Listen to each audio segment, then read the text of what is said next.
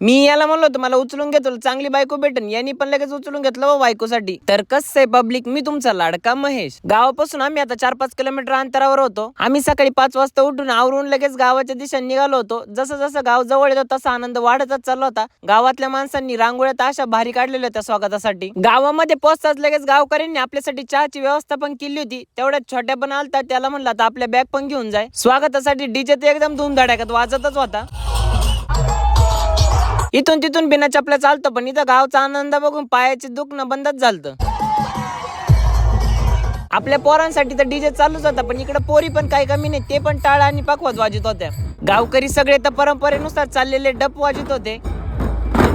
या सगळ्या आनंदाच्या माहोल मध्ये आपला रथ पण हळूहळू पुढे चाललाय. गावच्या सगळ्या मुली कलश घेऊन पुढे जात होत्या. रामाच्या अंगावर आपलं पहिलं पाणी पडलं पाहिजे म्हणून सगळे पोरं पार पळतच सुटले होते. पण आपण इकडे एकदम मस्त पैकी हळूहळू चाललेलो होतो. आतमध्ये गंगाजल घेऊन आल्यानंतर एकदम समाधान वाटत होतं. प्रभू रामचंद्रांच्या अंगावर पाणी घातलं तर एक वेगळाच आनंद जाणवत होता. बाहेर सगळ्यांसोबत फोटो काढून आपल्याला आदित्य पण न्यायला आलता. घरापर्यंत पाय गेल्यानंतर आजीनं पण आपले पाय धुतले होते, पण मला पण कळालं नाही ही प्रोसेस काय राहते नेमकं. आजीनं पाय धुतले इथपर्यंत ठीक होतं, पण आजी डायरेक्ट पायच पडली माझ्या अंगावर तर डायरेक्ट शहरा चालता भाऊ. आता आपल्याला मम्मीने पण वळलं होतं आणि आपण आता हे पण बघू की जय श्रीराम नावाच्या किती कमेंट येत्या.